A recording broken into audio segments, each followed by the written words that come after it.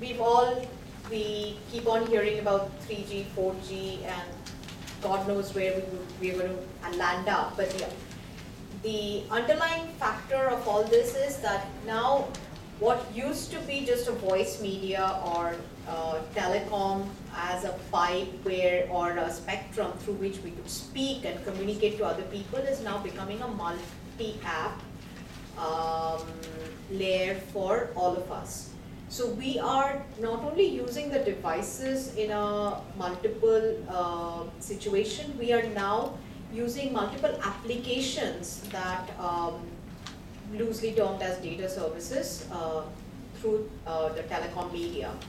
So we have already started building enterprise applications in the telecom space using the multi-device, multi-ecosystem. Slowly we are getting into these spaces where earlier would have not been termed as a telecom space. So we are now using for commerce, we are using it for financial activities and services, we are using it for, and getting more and more into health, education, and other areas. So today I have our 4 experts here from diverse industries who are going to address this in their opinion. What do they see as this new convergent era and the explosion in the data traffic that is going to happen, and what are the ways and means of looking at it from a revenue perspective, from an operator perspective, as well as the application provider perspective. So I have Akashdeep Singh from Spice Digital. I have Jitendra Jain from Kochar. I have Anuj Kapoor from Telcordia, and I have Anshoo Gaur from Amdocs. So we are going to start off. JJ, one of the things that you said that you are quite passionate about and you're working towards is bringing that customer experience, or bringing that unknown factor, the fear of the unknown, and simplifying it for people who have erstwhile not seen or worked on the devices which actually may act as a barrier to adoptability. So would you like to address that? How can the device experience, or even the application experience for people, can be simplified and enable and break the barriers of adoptability? Sure. Thanks. Am I audible? Yeah. Okay, fair enough. So fundamentally, if you look at the operators have invested tons and tons of money in the ecosystem. The consumers are buying devices, but still the penetration of data, which is the way forward, is still not moved a lot more. And so the key barriers have been usability and our customers' ability to understand and move from one device to the other, and that's been a big challenge. Today, if you look at the ICE factor, which is the entertainment, communication, or information, anything that a consumer would like to do is the first device is the pocket device that he carries along, and that's the connected device. And somehow, the possibility and the number of users that the consumer is doing today within the operators, all intent and efforts put together, is still not very high. And times to come, that's going to be a challenge, with all form factors changing from one part to say is that the devices are becoming simpler, the second part to say is they become probably more and more complex, from a simple device to a browsable device to the number of applications that you have in a device. And some of the big challenges that the industry sees today is that the behavior of the application on a mobile phone versus a PC is completely different. So that adaptability is going to be a challenge, and there are going to be requirements of solutions to make this penetration go far bigger. So that's going to be another part. Thanks, Vijay. Akash, what would you think? One is of course the excitement that we are having around this new ecosystem and the convergence that is happening of earlier, where each of the domains remained independent. Health could never even be conceived to be a part of, say, telecom industry, or banking, or remittances could not be imagined to be part a telecom or a device as an enabler for those kinds of services. Now, what is your opinion, the shape and form that the so-called VAS or the value-added services arena is getting into? There is a point of consolidation which needed to happen quite some time back. And I think all of us have been thinking about this for a while. Consolidation has now started across domains, whether in the country or outside the country. We touched upon a point on health as well as on banking. Well, that's something which is very dear to the organization which I come from. Health is something which has been an ask, tall ask for everybody across this country, because 82% of people coming from the rural don't even have the basics for addressing in terms of the health space. For each person, the requirement of a doctor is something which is a person who's got a medical degree, who may not be treating in terms of the illness which the person comes from. Typically, what I was talking to somebody the other day is that he has got a headache and has been not treated for the cause of the headache. He's just been given a Saridon or a Crocin, which is actually going to be looking at his basic requirement of curing the immediate pain. What we are looking at in our organization, we are getting into health in a big way, with consolidation across the practitioner, consolidation across the hospital, and we're trying to see this as a CSR initiative across organizations, where multiple organizations, whether in the value-added space or in the real estate, being the hospital, come together and reach the end customer. So in the same way, in the banking space, we're trying to do something, where we're talking to State Bank, which is one of our member partners, who addresses approximately 23 crore customers across the country. We've got them with us, where we're going to be looking at various financial options to be passed on to customers, because nobody wants too many people coming to the bank, where the bank can actually come to the customer, and the mobile device plays a big role over there. Okay, thank you. Anuj, what we have heard what customer experience could be, what could be the vast solutions, but in this whole scenario, obviously the primary factor was the telecom operators needed to increase their output, hence it brought us to the innovative thinking part. Then came this entire ecosystem of ASPs, content providers, who are actually thinking of innovative ways of reaching out to consumers more and more in offering. What is going to be, now, are we marginalizing the operators at this stage? Is content really becoming the king and the owners of the consumers? What is the role of an operator in a 3G or a 4G world? I think it's a very good question, because the operators have till now, and particularly in India and also most parts of the world, been focused on acquiring subscribers, going out there in penetration. I think we've done a great job in India with the 800 odd million, at least maybe 500 plus million unique customers, which are now having devices where you can reach them. So before this, you couldn't even reach them. Now that that's available, the operator needs to make a choice. What is he going to be? Does he want to be a service provider that just provides bandwidth, and then that bandwidth is the internet access, which then everybody else is monetizing, and he just gets his flat fee and that's about it? Or does he want to provide a service?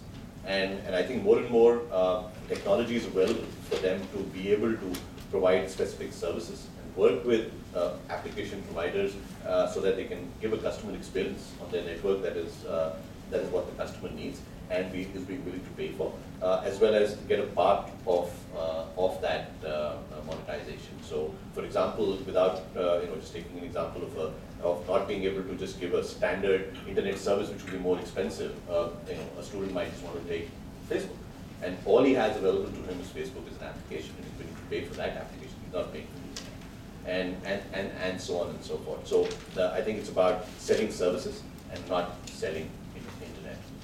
So you see in the conceivable future, somebody paying for services for a given period of time, and maybe not having to be bogged down with the kind of structure that we have here, monthly X amount of INR, X amount of dollars, and some limited number of MB downloads and things like that. It could be service on demand. You pay for the exactly what you want.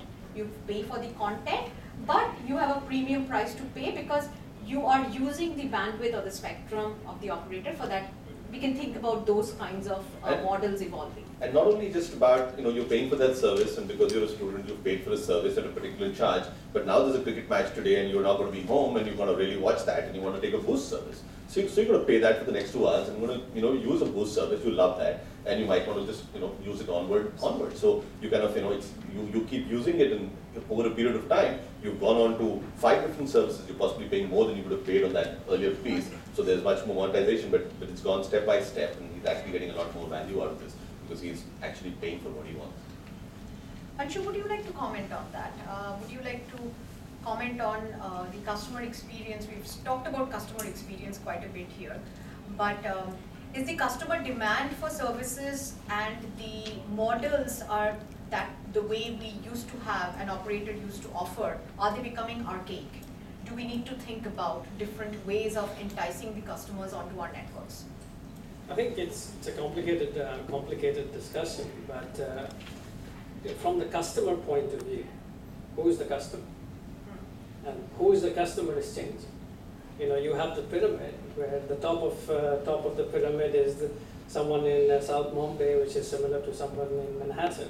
But about 80%, 70% of the subscribers are very different. So when you talk about experience, you're talking about what does that experience, what are their expectations. So that's one side of experience.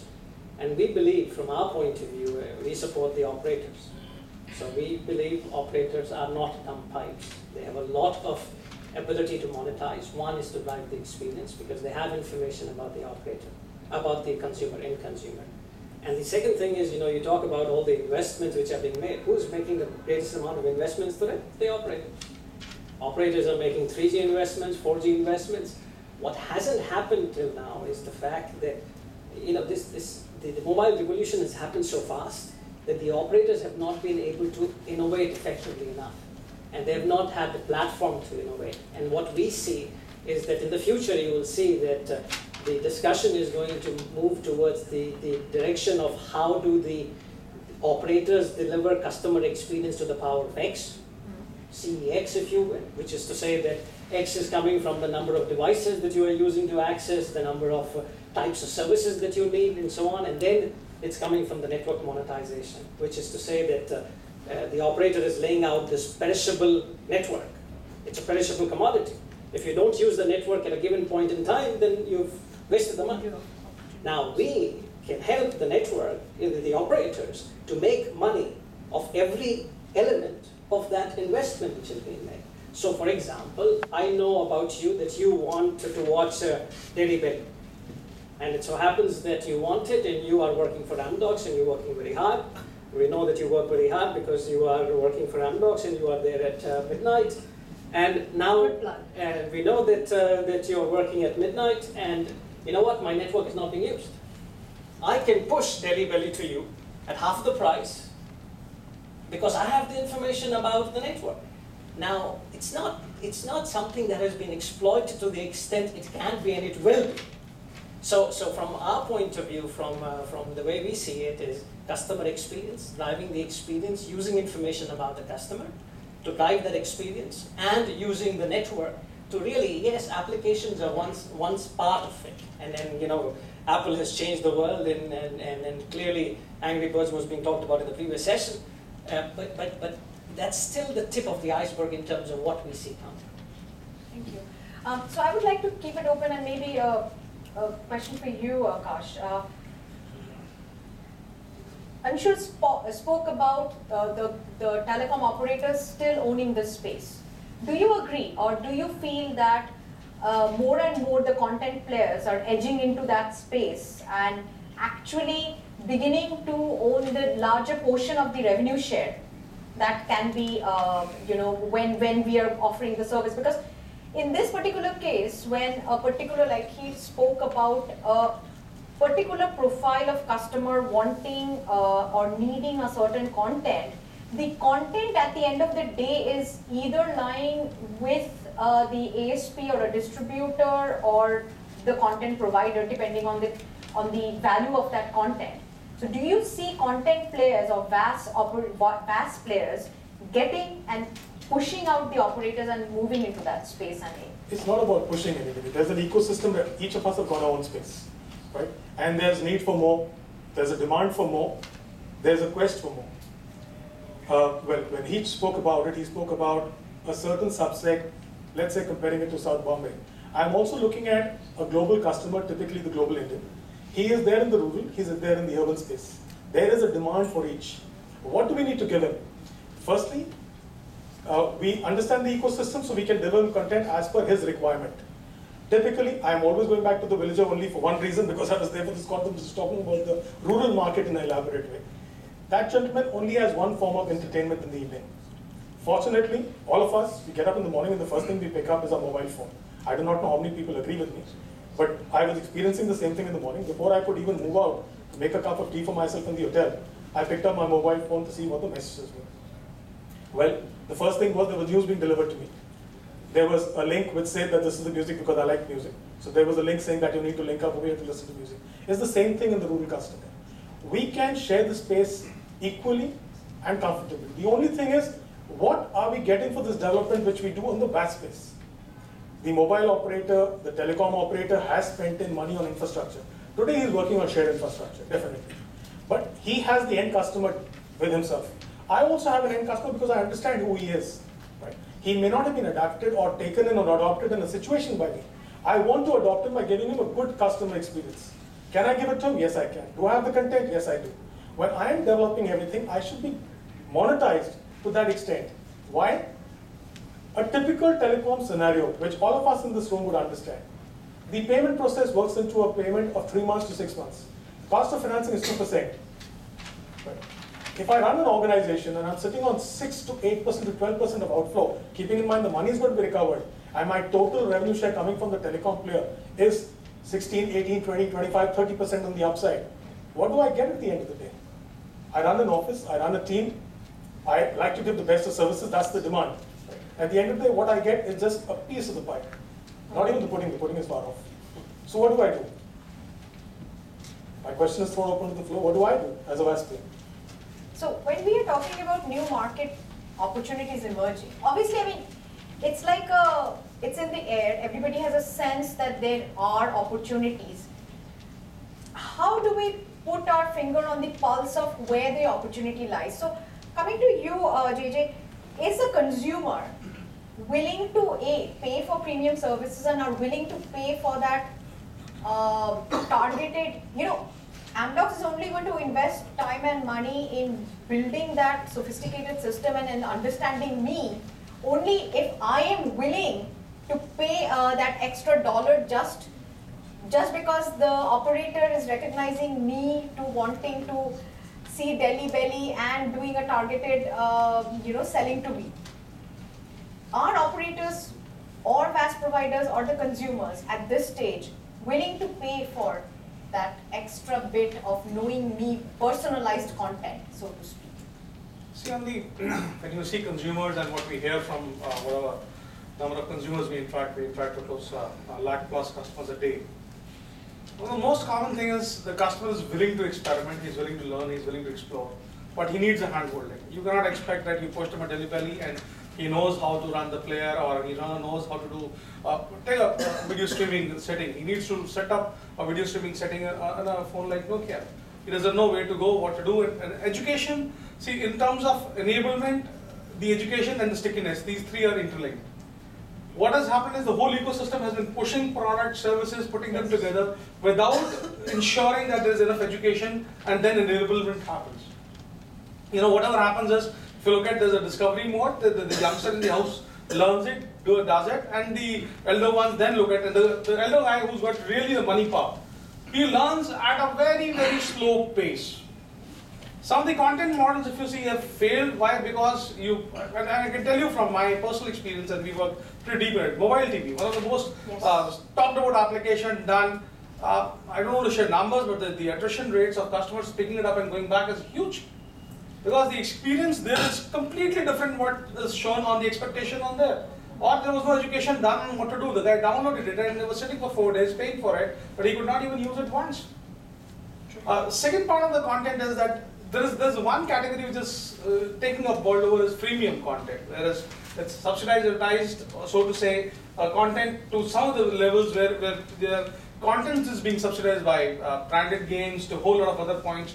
Which are brands which are trying to put their customers in the place, trying to get into it, and it's going to take off a little more. Which we're seeing that started happening in a couple of the places that you're seeing there. But otherwise, the whole ecosystem is pushing the stuff, assuming that the customer is going to come, pick it up, and it's going to be holy-glory, and then it's going to be all working fine. I have my doubts. What we see there, still in India, we're talking about data penetrations of less than 25% practically. And if you look at the sustained, the pipes are getting filled, like somebody said, it's going to be filled far more faster.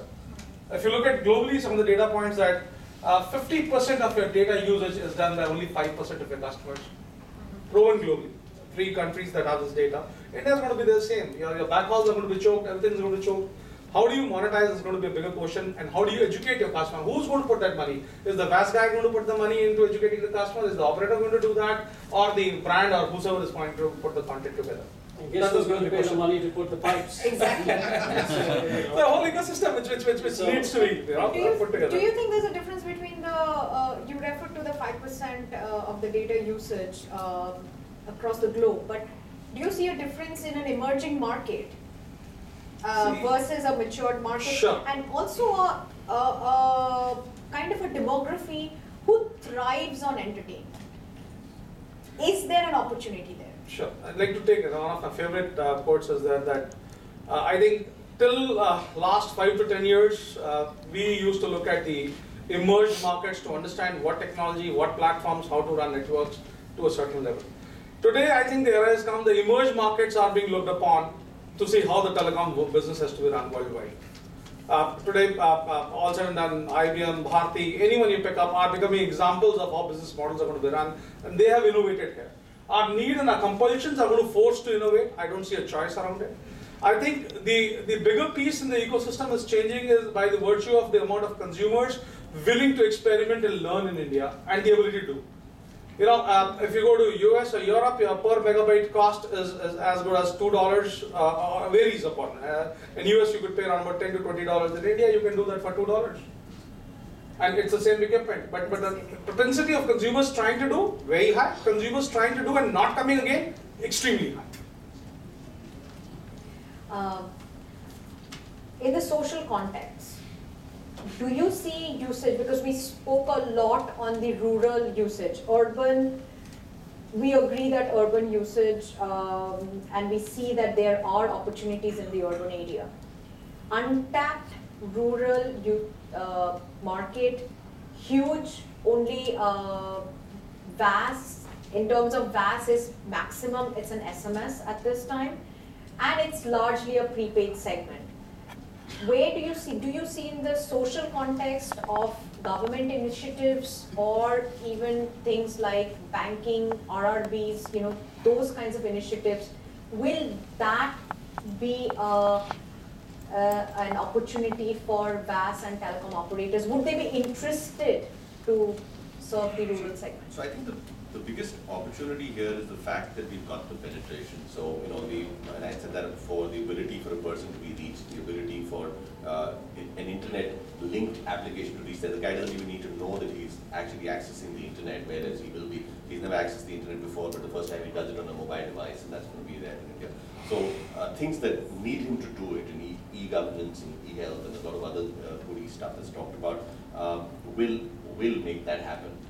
Then it's also so some of this is stuff which is government driven and hence it's government funded, and hence, you know, it kind of propagates the whole piece. The other piece is how are some of these applications going to get paid for? You know, so is there it's about the ability to pay, and not just the ability to pay, but the willingness to pay. And you know, so everybody loves to download free applications, and you'll see that on even the guy who buys an iPhone for 33,000 rupees still wants only to download the free applications. He can pay that $1, but he doesn't want to pay that $1. He wants to say, give me the top free application, I'm going to download that. But are those free application guys make money? Absolutely they do. And I think advertising is the answer for that. And I think media has done it, print media has done it, television has done it, and I think this is no different.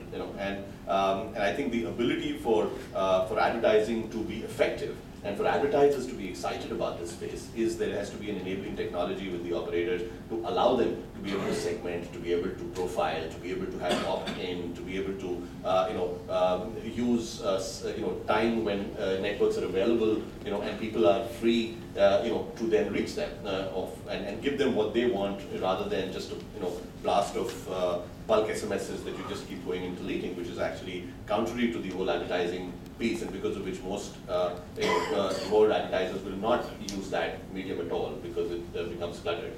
So I think it's the operators' responsibility to have make sure they have the technology to be able to provide a platform to excite advertisers, and then work closely with the WAX community and the application community to then bundle this up. And I think it's a win-win for everybody. It's not about my space and his space and the piece. As long as you can have the enabling technology